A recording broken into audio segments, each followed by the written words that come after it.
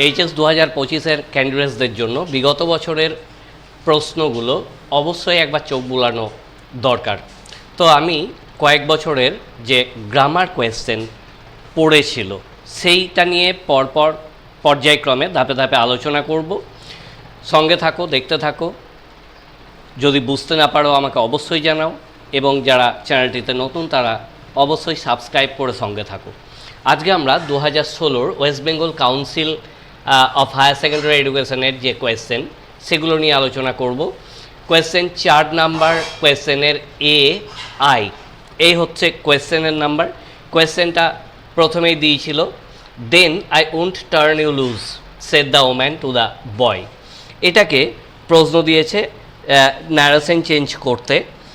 সুতরাং narration turn into indirect speech.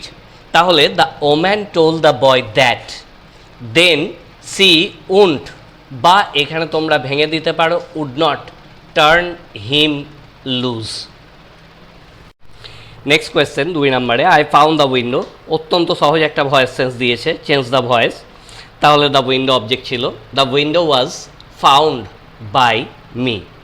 3 নম্বর প্রশ্নে যাব। তোমাদের যদি বুঝতে অসুবিধা হয় বা নতুন কিছু যদি জানতে চাও, যদি মনে হয় যে তোমাদের এই প্রশ্নের অ্যান্সারটা লিখে দিলে ভালো হবে এইচএসের, সেগুলো আমাকে জানাও। আমি তোমাদের সমস্ত সমস্যা সমাধান করার জন্য আছি। A man getting into the compartment stammered an apology, split into 2 simple sentences দিয়েছে, এটাকে স্প্লিট করতে দিয়েছে।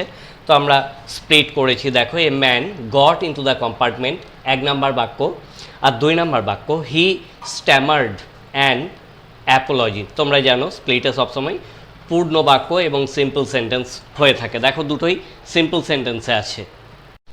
4 number questions, this is not a correct approach. এটা আরও কিছুটা যোগ থাকতে পারে, this is not a correct approach at all. তোমরা দেখতেই পাচ্ছ এগুলো টেক্সচুয়াল কোয়েশ্চেন। সুতরাং টেক্সট বইটা যদি ভালো করে পড়ে রাখো তাহলে এই প্রশ্নগুলোর বাংলা মানেটা জানা তোমাদের পক্ষে সহজ হবে, এবং যার ফলে অ্যান্সারগুলো করাও কিন্তু সহজ হয়ে যাবে। তাহলে এটাকে অ্যাফার্মেটিভ করতে বলেছে, অতএব this is an incorrect approach. কারেক্টের অপোজিট ব্যবহার করে এটা হ্যাঁবাচক বাক্যে পরিণত হয়েছে। পরের প্রশ্ন 5 number, C was silent. Negative sentence করতে বলেছে, তাহলে এটাকে আমরা দুইভাবে নেগেটিভ করেছি। সি সেইড নাথিং, সে নীরব ছিল, অতএব তার নাবাচক বাক্য হচ্ছে সে কিছুই বলেনি। অথবা he did not say anything without changing is meaning, এর কোনো মানে পরিবর্তন হচ্ছে না, কিন্তু অ্যান্সারটা দেখো নাবাচক বাক্যে পরিণত হলো।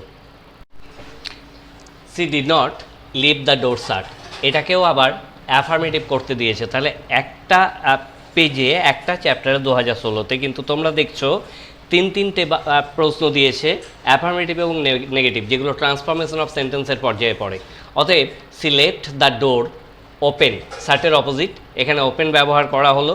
তোমরা জানো যে একটা শূন্যস্থান পূরণ আর্টিকেল প্রিপোজিশন ব্যবহার করে দেবে 3 নম্বরের, তো সেটা কিন্তু টেক্সচুয়াল দেয়, বইয়ের থেকেই দেবে। অতএব তোমরা বইটাকে যদি ভালো করে পড়ে রাখো তাহলে এগুলো ভুল হবে না, এবং একটা এরর কারেকশন সেটাও কিন্তু বই থেকেই দেবে। অর্থাৎ গ্রামারের যে নাম্বারটা আছে 10টা নাম্বার, টোটালটা তোমরা বই থেকে পেয়ে যাচ্ছ। বইটাকে টেক্সট বইটাকে যদি ভালো করে পড়ে রাখো গ্রামারের অনেকটা হেল্প হবে।